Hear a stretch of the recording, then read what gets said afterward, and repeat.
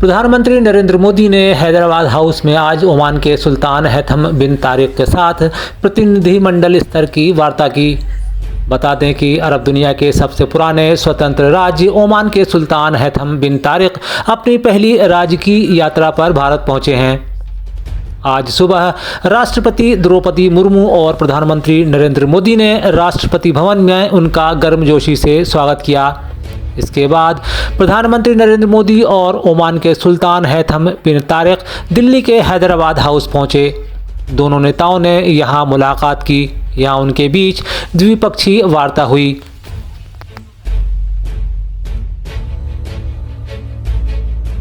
दोनों देशों के डेलीगेट्स, आप सभी का भारत में स्वागत करते हुए मुझे हार्दिक खुशी हो रही है।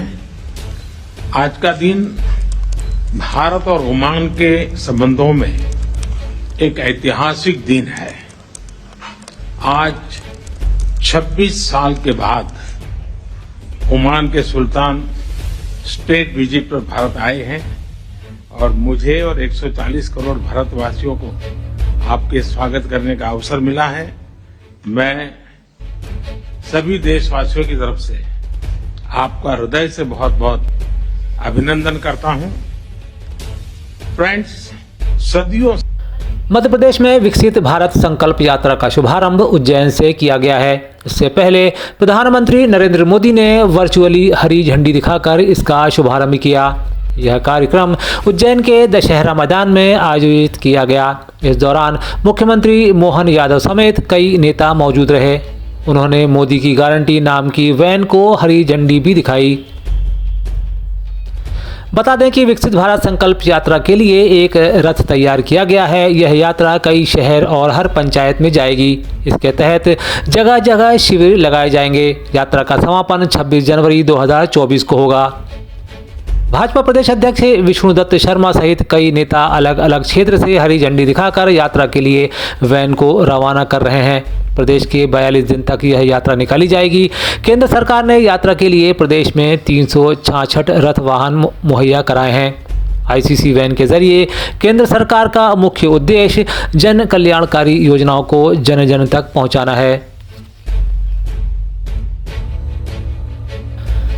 वहीं मध्य प्रदेश के भाजपा अध्यक्ष वी शर्मा ने भोपाल में विकसित भारत संकल्प यात्रा को लेकर कहा कि पीएम ने देश के हर गरीब को जनहितैषी योजनाओं का लाभ दिलाकर उनके जीवन में सकारात्मक बदलाव लाने का अच्छा प्रयास विकसित भारत संकल्प यात्रा के माध्यम से किया है। अब मोदी जी की गारंटी वाली गाड़ी हर घर तक पहुंचेगी। आज माननीय प्रधानमंत्री नरेंद्र मोदी जी के नेतृत्व में विकसित भारत संकल्प यात्रा का शुभारंभ माननीय प्रधानमंत्री जी ने मध्य प्रदेश, छत्तीसगढ़, राजस्थान, तेलंगाना और मिजोरम के 5 राज्यों में आज शुभारंभ किया है। मोदी जी की गारंटी वाली गाड़ी, जिसका अभी हरी झंडी दिखा करके खजुराहो संसदीय क्षेत्र में पन्ना से जिसकी अभी हमने शुरुआत की है, माननीय प्रधानमंत्री जी ने इन 5 राज्यों में और अन्य राज्यों में जो 1 माह से ये अभियान विकसित भारत संकल्प यात्रा जो चल रही थी, आज मध्य प्रदेश के अंदर भी इसकी शुरुआत हुई है।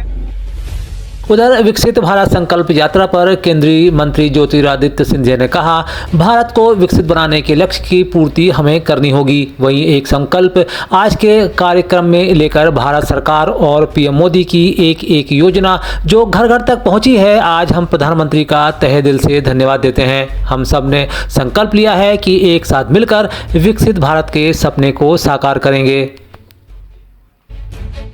की पूर्ति हमें करनी होगी और वही एक संकल्प आज के कार्यक्रम में लेकर भारत सरकार की और प्रधानमंत्री जी की एक एक योजना जो घर घर तक पहुंची है,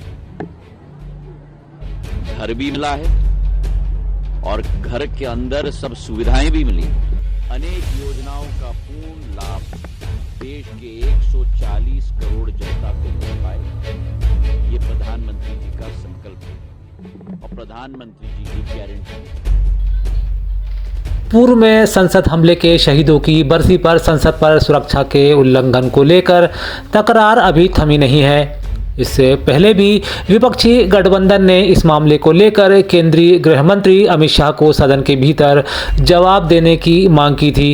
अब इस पर कांग्रेस के राष्ट्रीय अध्यक्ष मल्लिकार्जुन खड़गे ने एक बार फिर मांग को दोहराया है।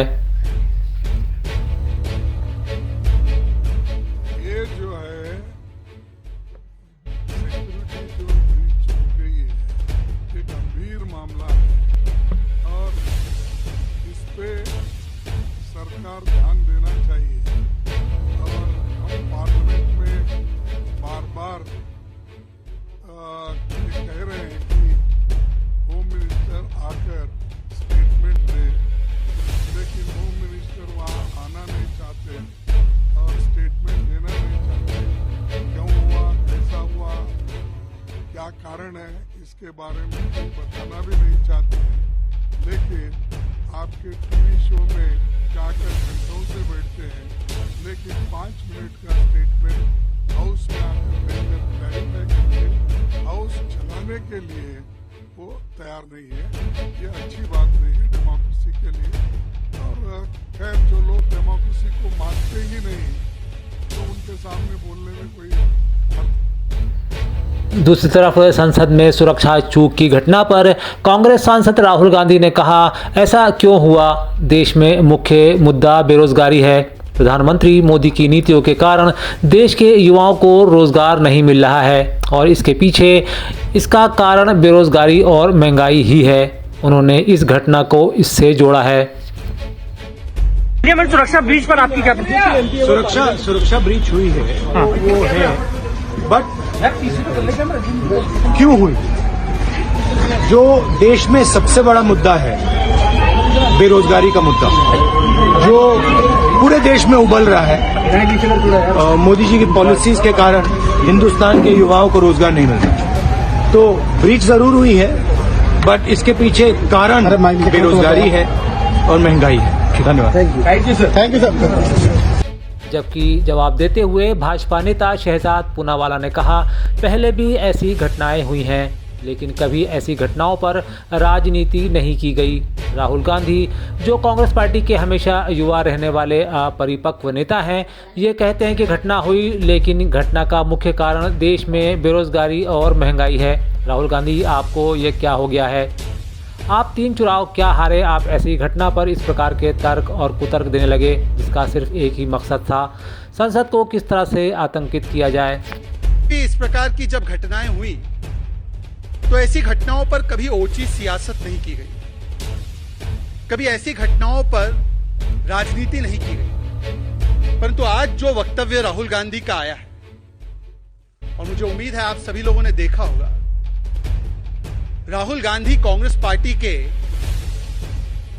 हमेशा से युवा रहने वाले अपरिपक्व नेता ये कहते हैं कि घटना हुई तो हुई, पर इस घटना का मुख्य कारण जो है वो देश में बेरोजगारी है और देश में महंगाई है, इसलिए इस प्रकार की घटना हुई। राहुल गांधी जी, आपको हुआ क्या है?